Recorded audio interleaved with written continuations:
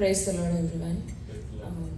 ఈరోజు testimony చెప్పడానికి main reason ఏంటంటే, as you all know, I have an younger brother. So తను CKD renal patient అన్నమాట, stage 4 patient. So తను చిన్నప్పటి నుంచి హీఈస్ మై బ్రదర్. ఎంతగానో ఎన్నో విషయాల గుండా వెళ్తూ వచ్చాడు అనమాట తను. చెప్పాలని ఈరోజు యాక్చువల్గా తన బర్త్డే అనమాట. 24th ఇయర్లోకి తను ఎంటర్ అయ్యాడు. ఎందుకు టెస్ట్ మనీ చెప్తున్నామంటే, 3rd ఇయర్ నుంచి తను ఎన్నో ప్రాబ్లమ్స్, ఎన్నో హెల్త్ ఇష్యూస్ నుంచి తను వెళ్తూ వచ్చాడు. ఒక్కొక్కసారి తను 14th ఇయర్ వచ్చేసరికి బోత్ కిడ్నీస్ ఫెయిల్ అయిపోయి అప్పటికే తను డయాలసిస్లో ఉన్నాడు. అండ్ దెన్ తర్వాత ఫస్ట్ ట్రాన్స్ప్లాంటేషన్ అయింది. ఆ తర్వాత హీ వాజ్ చాలా ఓకే అనమాట. అండ్ కోవిడ్ రావడం, ఆ కోవిడ్లో కూడా తన యాక్చువల్గా ఫస్ట్ ట్రాన్స్ప్లాంటేషన్ అప్పుడు మా మదర్ తనకి కిడ్నీ ఇచ్చారు. సో ఆ కోవిడ్ రావడం వల్ల ఆ కిడ్నీ కూడా ఫెయిల్ అయిపోయింది. అండ్ అగైన్ మళ్ళీ ఇప్పుడు తను డయాలసిస్లో ఉన్నాడు అనమాట. సో ఇందాక ప్రీవియస్ పిక్చర్లో తను ఎలా యాక్చువల్గా తను అలా ఉండేవాడు. ఆ డయాలసిస్కి, ఆ మెడిసిన్స్కి తను ఎక్కువ తీసుకోవడం వల్ల చాలా లావ్ అయిపోయి అలా అయిపోయాడు అనమాట.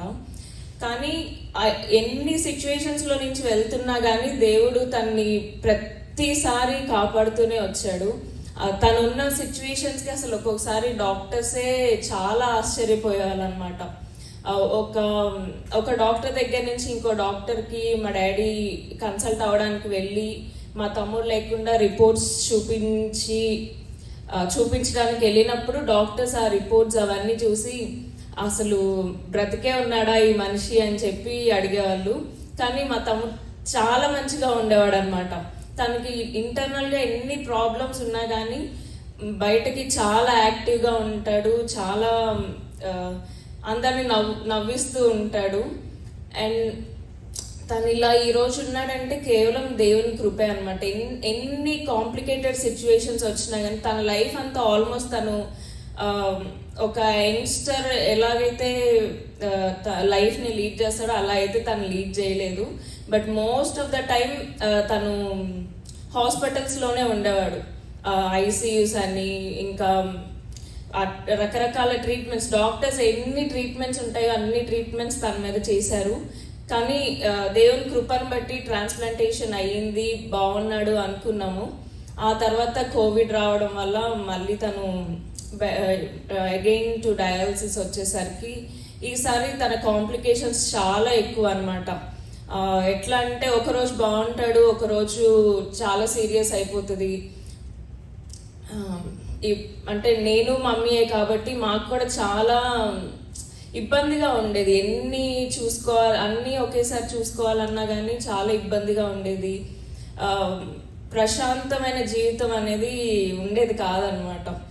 అయినా కానీ దేవుడు ఆ పరిస్థితులన్నిట్లో కూడా తన్ని తప్పించి, కోవిడ్ వచ్చిన తర్వాత కూడా డాక్టర్స్, మేము వేరే నిమ్స్ హాస్పిటల్ అని చెప్పి మేము తనని షిఫ్ట్ చేసినప్పుడు డాక్టర్స్ తనని మానిటర్ మీద ఉంచి అన్నీ చూస్తున్నప్పుడు తన రీడింగ్స్ని తనని చూసి పక్కన తనకి ఎప్పుడు బెడ్ మీద, హాస్పిటల్ బెడ్ మీద బైబిల్ ఉంటుంది అనమాట. బైబిల్ లేకుండా అసలు తను ఎక్కడికి వెళ్ళేవాడు కూడా కాదు. హాస్పిటల్ బెడ్ మీద బైబిల్ ఉండేది. డాక్టర్స్ తనని చూసేవాళ్ళు, మానిటర్ రీడింగ్స్ చూసేవాళ్ళు, కింద బైబిల్ చూసి అనుకునేవాళ్ళు అనమాట. అంటే తనకి అసలు ఆ మానిటర్ రీడింగ్స్ చూస్తే తను అసలు అంత యాక్టివ్గా కూడా ఉండడానికి ఆస్కారం లేదు. కానీ తనైతే మంచిగా లేచి తిరిగేవాడు. లోపల ఎంత ఇబ్బంది జరుగుతున్నా కానీ చాలా యాక్టివ్గా ఉంటాడు. సో డాక్టర్స్ అయితే ఏదో విల్ పవర్ తనని నడిపిస్తుంది అంతే అని చెప్పి వాళ్ళు ఒక స్టేట్మెంట్ పాస్ చేశారనమాట. మేము అనుకున్నాం అది ఏ విల్ పవర్ కాదు, దేవుని కృప, దేవుని శక్తే తనని నడిపిస్తుంది అని చెప్పి అనుకున్నాం అనమాట. ఒక 2 డాక్టర్స్ దగ్గరికి, పెద్ద డాక్టర్స్ దగ్గరికి వెళ్తే వాళ్ళిద్దరూ ఒకరికొకరు తెలియదు, ఇద్దరు సేమ్ మాట అన్నారు, ఏదో విల్ పవర్ ఇతన్ని నడిపిస్తుంది అని చెప్పి. సో దేవుడు అలాంటి కృపని తనకు అనుగ్రహిస్తూ వచ్చారు. నేను ఇక్కడ యుఎస్కి రాకముందే తనకి చాలా కాంప్లికేషన్స్ వచ్చినాయి అనమాట. ఆ డయాలసిస్ చేయడం బట్టి పోస్ట్ కోవిడ్ సిమ్టమ్గా తన లంగ్స్ ఎఫెక్ట్ అయినాయి. అప్పటి నుంచి తనకి ఆక్సిజన్ సరిగ్గా అందకపోవడం అలా జరుగుతుంది అనమాట. సో ఒకరోజు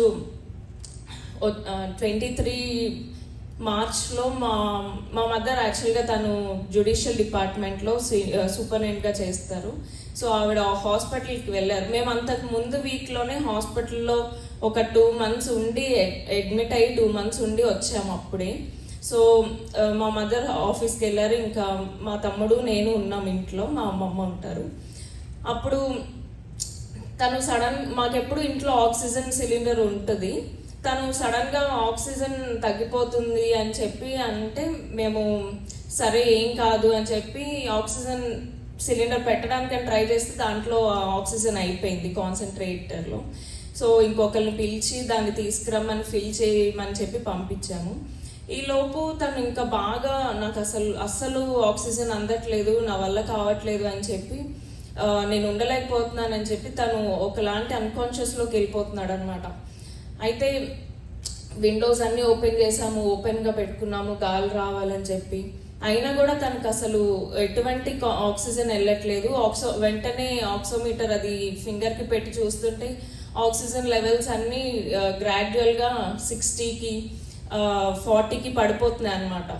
ఈలోపు యాక్చువల్లీ మా మదర్కి ఆ రోజు ఫెలిసిటేషన్ సెరమనీ ఉంది, అది అయిపోయి అప్పుడే ఇంటికి వచ్చారు. నేను తనకి మా తమ్ముడికి సిపిఆర్ చేస్తున్నాను. ఇంకా ఆక్సిజన్ లెవెల్స్ 40-20కి అట్లా పడిపోతుంటే గట్టిగా సిపిఆర్ చేస్తున్నాను అనమాట, ఎలాగైనా అందుకోవాలి అని చెప్పి. మా మదర్ అది చూడగానే ఇంకా సడన్గా అలా పడిపోయారు, ఏంటి అని చెప్పి. నేనేమో మా అమ్మమ్మ అంటే వాళ్ళు కూడా చాలా టెన్షన్ పడుతున్నారు, ఏడుస్తున్నారు. కానీ నేను తను ఎన్ని సిచ్యువేషన్స్ నుంచి తను వెళ్తున్నా కానీ నేను ఎప్పుడూ బాధపడలేదు. కోవిడ్ టైంలో మా డాడీ దేవుడి దగ్గరికి వెళ్ళిపోయారు, ఇంకా తమ్ముడికి చాలా కాంప్లికేషన్స్ ఉన్నాయి అని చెప్పి చాలామంది నన్ను ఇట్స్ ఓకే తమ్ముడికి కూడా ఏమైనా అయితే ఏం బాధపడద్దు అది అని చెప్పి అలా అంటున్నారు. కానీ నాకు మాత్రం మనసులో దేవుడు అలా చెయ్యడు, తమ్ముడు ఎప్పుడు ఇట్లనే ఉంటాడు అని చెప్పి అలా ధైర్యం ఉండేది. కానీ ఆ రోజున అలా సిపిఆర్ ఎంత గట్టిగా సిపిఆర్ చేస్తున్నా కానీ ఆక్సిజన్ లెవెల్స్ అందుకోవట్లేదు అనమాట. ఏం చేయాలో అర్థం కావట్లేదు. 20-15కి వచ్చేస్తుంది. ఇంకా నేను అప్పుడు మనసులో ఒక్కటే అనుకున్నాను, దేవా నాట్ ఇన్ మై హ్యాండ్స్ అని చెప్పి, ఇదైతే నా వల్ల కాదు అని చెప్పి ఇంకా గట్టిగా in the name of Jesus అని చెప్పి గట్టిగా ఒక 2 times సిపిఆర్ చేస్తే అప్పుడు తను ఉలిక్కిపడి తనకి ఇది వచ్చి అప్పుడు లేచాడు అనమాట. మళ్ళీ ఆక్సిమీటర్ చూస్తే మళ్ళీ ఆక్సిజన్ లెవెల్స్ 50కి 60కి అలా ఇంక్రీజ్ అవుతూ వచ్చాయి. ఆ ఒక్కరోజు మాత్రం నేను కూడా చాలా ఫేస్ చేశాను, అంటే నాకే చాలా బాధ అనిపించింది. కానీ ఆ తర్వాత నుంచి దేవుడు చాలా తనని ఎన్నో కాంప్లికేషన్స్ ఇంకా దానికంటే తర్వాత ఇంకా చాలా సిచ్యువేషన్స్ వచ్చినా కానీ దేవుడు తనని కాపాడుతూ వచ్చాడు. ఇప్పటి వరకు తను చక్కగా చర్చ్లో కీబోర్డ్ వేస్తాడు, పాటలు పాడతాడు, తనే ఏమైనా సాంగ్స్ ఉంటే ట్యూన్ చేస్తాడు, మ్యూజిక్ నేర్చుకున్నాడు. సో ఇవన్నీ చిన్నప్పటి నుంచి 5th క్లాస్ వరకే తను వెళ్ళాడు. తను స్కూల్కి డాక్టర్స్ వద్దని చెప్పారు, అయినా కానీ తను చాలా టాలెంటెడ్. అండ్ తనకు ఏం టాలెంట్స్ ఉన్నాయో అవన్నీ దేవునిలో వాడడానికి దేవుడి కృపను చూపిస్తున్నాడు. మొన్న కూడా రీసెంట్గా మీ అందరికి తెలుసు తనకి హార్ట్ ప్రాబ్లం వచ్చింది అని చెప్పి డాక్టర్స్ ఇమ్మీడియట్గా అడ్మిట్ చేయమన్నారు అనమాట. అయినా కానీ మేమైతే ప్రేయర్ చేస్తున్నాము. ప్రేయర్ చేస్తున్నప్పుడు మా మమ్మీ వాళ్ళు వెంటనే విజయవాడలో చూపించారు. విజయవాడలో చూపించి అక్కడ వెంటనే అడ్మిట్ చేయాలి అని చెప్పి కార్డియాలజిస్ట్ అనేసరికి మా మమ్మీ కొంచెం భయపడింది.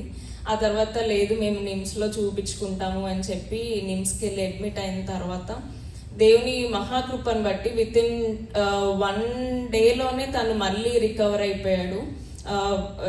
వాళ్ళు ఒక మెడిసిన్స్ ఇచ్చారు. ఆ మెడిసిన్స్ వల్ల నేను చెప్పను, కానీ కేవలం దేవుని కృపను బట్టే, దేవుడిస్తున్న శక్తిని బట్టే తను మళ్ళీ మంచిగా ఇప్పుడు కొంచెం యాక్టివ్గా ఉన్నాడు. నిన్న చర్చ్కి కూడా రెగ్యులర్గా వెళ్ళడానికి అంటే వెళ్ళలేడు అనమాట. తను జనాలు ఎక్కువ మంది ఉంటే తను ఇదైపోతాడు, అందుకని చర్చ్కి వెళ్ళలేడు. నిన్న వెళ్ళాడు. తను కూడా టెస్ట్ మనీ ఇవ్వడానికి దేవుడు సహాయపడ్డాడు. సో మీ ప్రేయర్స్లో తనని ఎప్పుడు జ్ఞాపకం చేసుకోనండి. తన పేరు అభిషేక్ స్పర్జన్. 24th ఇయర్లోకి తను ఎంటర్ అయ్యాడు. ఇన్ని ఇయర్స్ కూడా దేవుడు తనని కాపాడి ఎన్నో ఇంకా ఇది అయిపోయింది అన్న సిచ్యువేషన్స్లో నుంచి కూడా దేవుడు తనని కాపాడి బ్రతికించి తన కోసం వాడుకుంటాడు. తను ఒక టెస్ట్ మనీగా దేవుడు తను వాడుకుంటాడు అని చెప్పి మేమందరం ప్రేయర్ చేస్తున్నాం. మీరు కూడా ప్రేయర్ చేయండి, తనని ఎప్పుడు జ్ఞాపకం చేసుకునండి.